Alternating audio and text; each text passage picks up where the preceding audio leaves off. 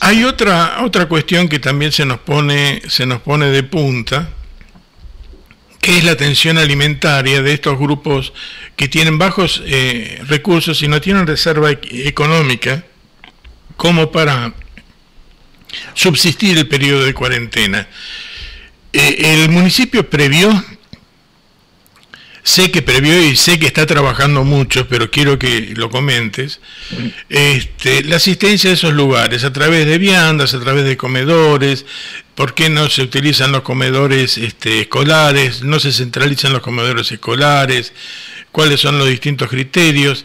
¿Se logra satisfacer la demanda de la gente? ¿Y durante cuánto tiempo el municipio podrá sostener ese tipo de asistencia? Vea, en este momento vos tenés ahí dos sectores. Las familias que viven al día, por decirlo así, que trabajan en verano, que en invierno hacen changas y que esta cuarentena les ha cercenado la posibilidad de la changa y del vivir al día, y estoy hablando del taller mecánico, del peluquero, del pescador artesanal, del albañil. Y después tenés otro sector que jamás había pasado por una situación de estas. Siempre pongo el ejemplo, tengo un amigo que tiene un estudio de abogado, que tiene su estudio, es abogado, tiene su estudio y tiene como empleado un abogado recién recibido. Bueno, ese abogado recién recibido hoy no tiene trabajo, no tiene resuelta su situación habitacional, y es una persona que estructuralmente jamás pensó que tenía que recurrir a alguien para poder comer.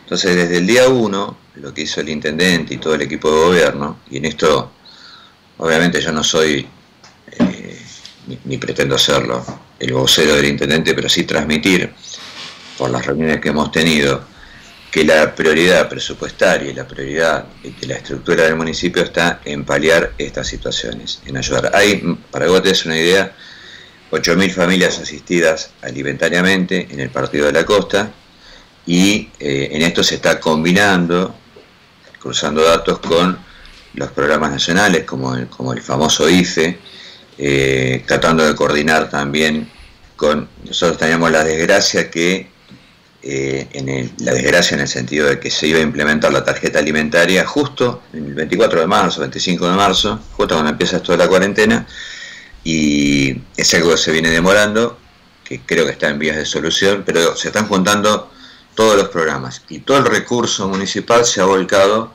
a tener una ventanilla única. Por eso es que hay números de teléfonos, hay formas de contacto, desde 147, números de WhatsApp, se abrió un registro de voluntarios para asistir a adultos mayores. Yo ayer lo publiqué en las redes sociales, porque hay mucha información que tampoco se conoce, porque de pronto un montón de gente no requería de las políticas municipales y ni siquiera sabía que el municipio tenía una página web. Bueno, esto hay que socializarlo informativamente. Para que vos te des una idea de un tema que es menor pero no tanto, desde hace muchos años el municipio tiene un programa de huertas, de entrega de semillas.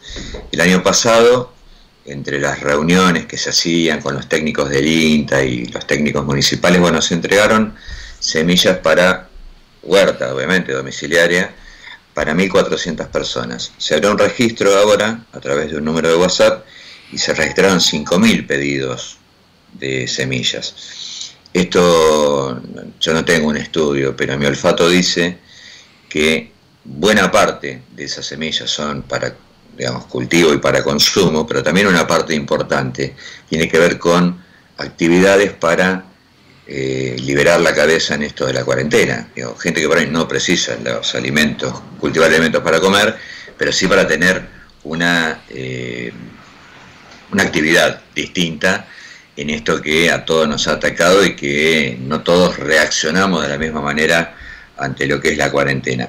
Por eso digo que esta es una situación excepcional desde todo punto de vista. Es excepcional para el vecino, es excepcional para el que tiene plata, para el que no tiene plata, para el que tiene trabajo, para el que no tiene trabajo, es excepcional para las estructuras de gobierno, donde hay que priorizar los recursos, hay cosas que acá estaban previstas de hacer que obviamente se van a dejar para más adelante, promesas de campaña que se hicieron incluso en la campaña de Cristian como candidato a intendente, pero que hay que posponerlas en función de priorizar los recursos. La costa no escapa a la media nacional, que es que la recaudación ha bajado en más de un 50% y que, bueno, todo lo que estamos viendo hace que lo que se tenga que optimizar. Bien. Que tenga que haber una sola, te cuento un caso, digo, una situación que se da que a nosotros nos parece importante, que es, hay un sistema, tampoco es que descubrieron cómo hacer el agujero del mate, ¿no? Pero digo, lo que hace a la organización,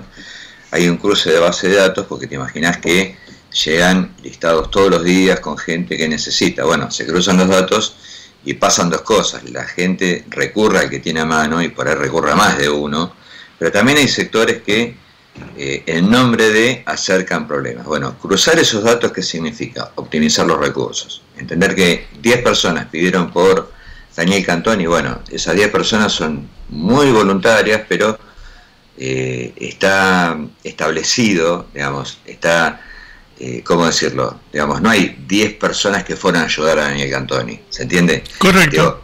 Digo, optimizar los recursos también tiene que ver con eso. Muy bien. Es eficiente, que llegue al lugar que tenga que llegar y entender que hoy fíjate la discusión que se está dando a nivel nacional entre la CGT y la Unión Industrial. ¿Cuál es el debate?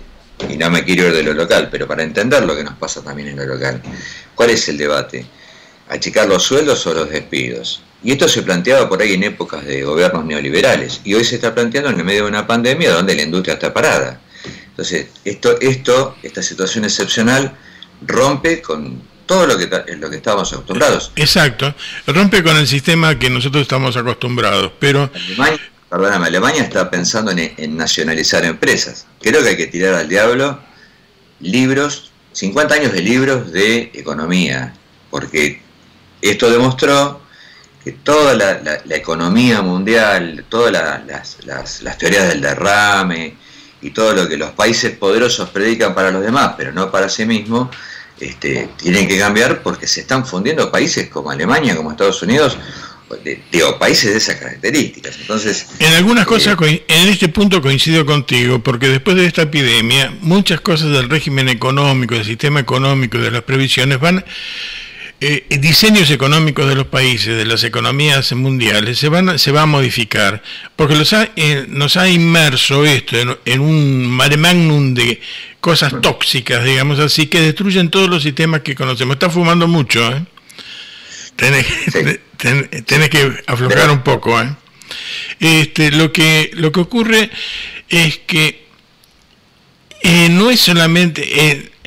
estuvimos viendo, tenemos problemas de manifestación social, tenemos capacidad, por ejemplo, y esto me tranquiliza, te digo sinceramente mucho, que tengamos las camas suficientes como para hacer el aislamiento de los grupos de riesgo cuando están hacinados. También veo que aquí el problema económico en sí está dado por el capital de reserva, no por la producción, porque el municipio no fue básicamente generador de capital o generador de productos, de generador de bienes, básicamente consumió sus reservas y sus capitales propios. Y la pregunta fundamental que me preocupa antes de pasar a otros puntos es ¿cuánto tiempo puede aguantar el municipio, según tu apreciación? No es una cifra exacta, sino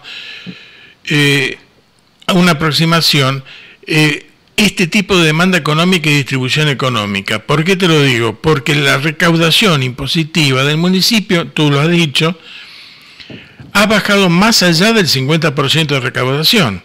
O sea, tenemos menos del 50% de recaudación mensual. Esto debilita notablemente la cantidad de recursos como para distribuir en los planes de ayuda social. Por eso es muy interesante el asunto y el incremento de los planes de huerta, que si bien es insuficiente, por lo menos algo mitiga. Pero, ¿cuánto tiempo calculás que el municipio pueda soportar una presión económica de esta naturaleza?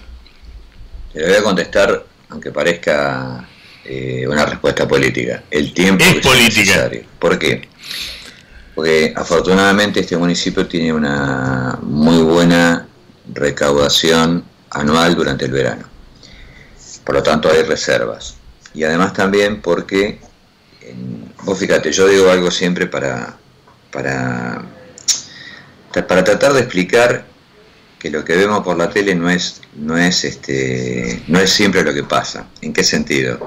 Cuando el presidente habla, que normalmente lo hace los sábados o los domingos, lo que cuenta es lo que trabajaron con los gobernadores y los gobernadores con los intendentes los 10 días previos. Entonces lo que hace son anuncios concretos, que ya están medianamente discutidos, por lo menos con los gobernadores.